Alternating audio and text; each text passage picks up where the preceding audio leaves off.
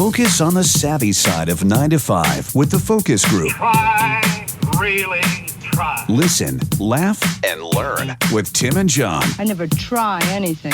I just do it. Hey, welcome back to the Focus Group. John Nash with Tim Bennett.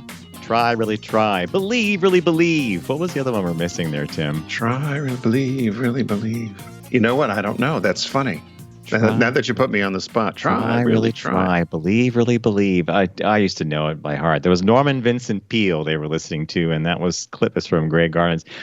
As Tim teased at the beginning of the break, a little article that I teased at the beginning of the show about failure as a part of every successful business came across an article that featured Jeff Bezos of Amazon fame, and it goes like this. The headline reads, Jeff Bezos to exec after product totally flopped. You can't for 1 minute feel bad. The flop that he was referring to was the Amazon Fire, which was a phone that they released. That flop and the Fire phone, it cost $170 million. It was $170 million write-down that Amazon took when the Fire phone came out. But out of that phone and the development of that phone came Alexa and voice command and voice activation.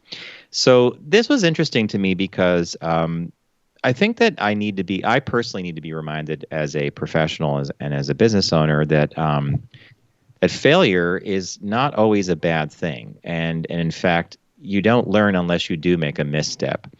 And that was my big takeaway here, is that you shouldn't be afraid of it. And in fact, the bigger the failure, perhaps you were trying something really big, maybe the next success that comes is going to be equally as big.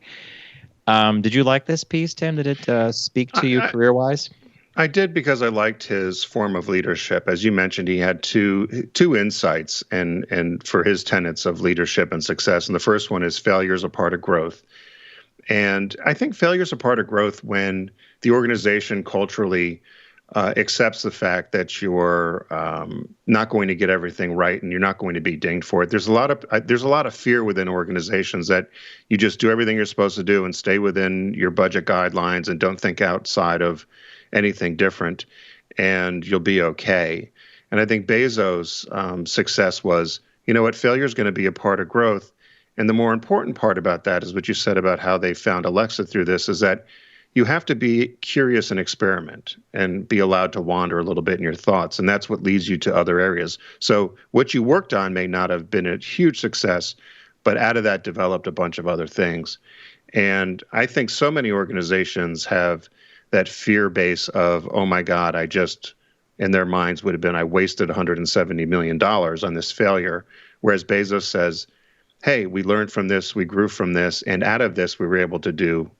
Who's going to argue about the success of Alexa, right? It's amazing. It's absolutely amazing. And you are right. Like, you and I worked with many clients who they may do an ad campaign, and you'll say to them, and Tim has often said this in meetings, and I've seen this happen. Like, the client will say, we want to spend X, Y, and Z on, and Tim will say, well, you really shouldn't do that. You should be in the market for the whole year and spend this amount. And then they spend this little amount and they don't get any traction and they're upset because they think they made a bad decision. That's a little different than this.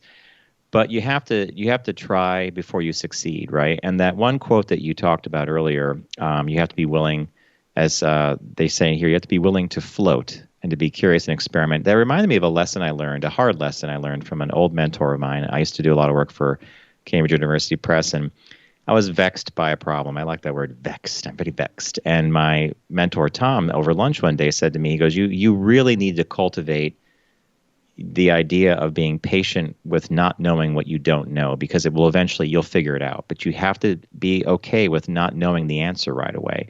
And that bugged the crap out of me for the longest time until I realized he's right. Sometimes we maybe have the answer, we're thinking about it, we're putting the pieces together, but it's not coming quick enough.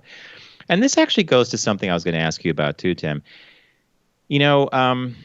Time to wander, time to experiment, time to free think, that doesn't really jive with a desk job, does it? It's difficult to. It reminded me a lot of how Subaru, back to my corporate days as an example, developed the Outback. There was people initially thought that was a crazy idea to take a passenger vehicle, which was a station wagon, and modify it to have all the characteristics and capabilities of an SUV without the downside of a truck or four-wheel drive versus all-wheel drive. And so a lot of that was done by not being at your desk, right? It's about talking with consumers, being out in the field, and not being strapped to the conventional. You're here from 9 to 5, and then you leave, and you're just a cog in the wheel. And that short stint I had after I left Subaru, you remember my frustration of being the company culture there was you had to be strapped to your desk. You couldn't even go out for lunch, which I think was a real mistake. And you do your best thinking. You've said this all the time. You do your best thinking when you're away from the desk, or you're on your bike, or you're doing something different. It doesn't mean you're not working. And that's what I'd never understand about people. And I think in this new time that we're in right now, is that I think they're finding out that people are more productive. They're seeing it when you're not necessarily strapped to a desk or in an office with all the other things that come with that, right? But there are ways you can be productive that don't require you to be in a specific location, and there are ways to be productive and effective. So I like this because I thought it was a culture that I would thrive in, because it wasn't so strict and stringent in terms of, I don't like rules. So no, and I also had a very stark memory of a couple of years ago when I took my animation program, which I really, really loved to death. Those 2 years were great, but there were some down moments when I was afraid I wouldn't pass. I got to pass. I think about it now. Why would you think you weren't going to pass? You worked your butt off on that. Yeah, but one time I had a particularly low point, and I had this really bad critique, and I spoke to Tim. He's like, "What's going on?" I said, "Here's what's going on. I got this critique." And you listened very patiently. And then you said, which is one of the reasons why we're great friends and I love you so much, you're like, you just said, "Well, isn't that the point?" And you so surprised. And I said, what do you mean, isn't that the point? And you said, "Well, you're learning. You're not supposed to get it right out of the box. You're supposed to fall down and pick yourself up again, and you're going to get it better. Then you'll figure out next time." It made my brain, like the gears just stop spinning when you said that, because I'm like, it was such a good observation. It reminded me that, yes, this is a school thing. It's a project. Right. It's not life. And in fact, that shot became one of the best shots I ever did. That once I figured that out, and it was because I failed at it to start. So, but I had to have you say, "Isn't that the point? Aren't you learning?" Well, that's a schizophrenia of working in a business anyway, is that there's a emotion and personality play a part into it, and people get very emotional about their work and invested in their work. And you as a creative person are very much that personality. And sometimes I would always say to you over the years is that it's not personal. If someone doesn't like a campaign you did, or someone doesn't like a headline, or someone doesn't like an ad, it's not that they don't like John Nash. But they're also paying for you to help them find what they like. And that sometimes it might not be exactly what you like, but your job or your service would be to try to satisfy the client that way. And sometimes I think people overall take that stuff too seriously. It's just business. It's not personal. When people make it personal, it becomes an issue. But a lot of times if you just say to yourself, you know what, this is a business situation, and we'll move on. So I recommend that everybody have a Tim Bennett in their life. You need that kind of person to call to remind you. And you've done this at least, 100 times over the last 20 years of my business career. Oh, a lot this year. You ain't kidding me. Sometimes Tim gets on the phone with me and he goes, "John, we'll finish a conference call and we'll get critique on something." And usually Tim and I quarterback these calls. Like, so we'll finish and I'll call him right back, or he'll call me. "Oh boy, did you pick that up? Did you get that?" And then one time I pick up the phone and I call Tim, and Tim goes, "Before you go off the handle, you're not supposed to have an ego. It's not about you. We're going to move on and fix the problem." And he got my mind straight right away. Right. Yeah, no, hey, I learned that from somebody too. I learned that over the years, and you can learn it from everybody. I've learned some of the smartest things from many peers or many people that even people that reported to me. So it's good to take advice, and it's good to what is it they always say? If somebody offers you a mint or advice, take it. Mint or an advice? Have I heard this before? Yeah, it's like, you ever heard that before? Somebody offers you a mint or advice, but it's usually if somebody offers you advice, take it. Doesn't mean you're going to listen to it, but take it. Take the advice. And it's usually well intentioned. Yeah. And if somebody offers you a stick of gum or candy or mint, take just it. take it. It's similar to the woman at Volkswagen we worked with, Megan, where she said, if somebody offers you the opportunity to go to the restroom when you're on a road trip, even if you don't have to go. Go. Yeah, right. I remember that? That was a great line.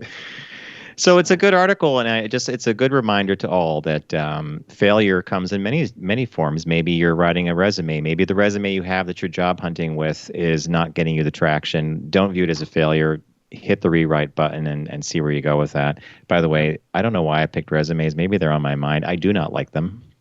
Have you checked? Like, I reread my current one. I thank you. Your vocal. I hate them. You know what? And I don't think people really read them. And now what happens with resumes, right? We've heard this as it goes through computers, and people are even interviewing with artificial intelligence. I had a friend that went through 3 interviews and never talked to a person. She was talking to a computer, and you have to learn how to look at the camera. That's kind of passed me by, I hope. But and we pray that you didn't tell me the part where she had to look at the camera. I know what you're talking about. And when she was concerned because that was the feedback she got, was she didn't have good eye contact. She said it's a computer screen eye contact. She had to be looking right at the red dot or the green dot, right? Which I have a problem doing. But so she had to practice looking at the green dot for the next interview, and she finally said, "Can I just talk to somebody? Can I just actually talk to a person?"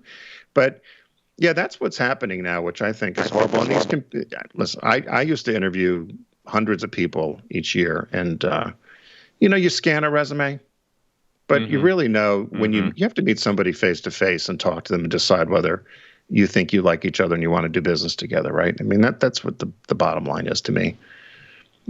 I think so. The resume is usually just a bunch of made up platitudes. Yeah, and keywords now. Keywords. Yeah. Like I reread mine. I thought, I don't even know the person. This is not me. I have to grapple with that at some point, but not for a while. Anyway. No, hopefully not.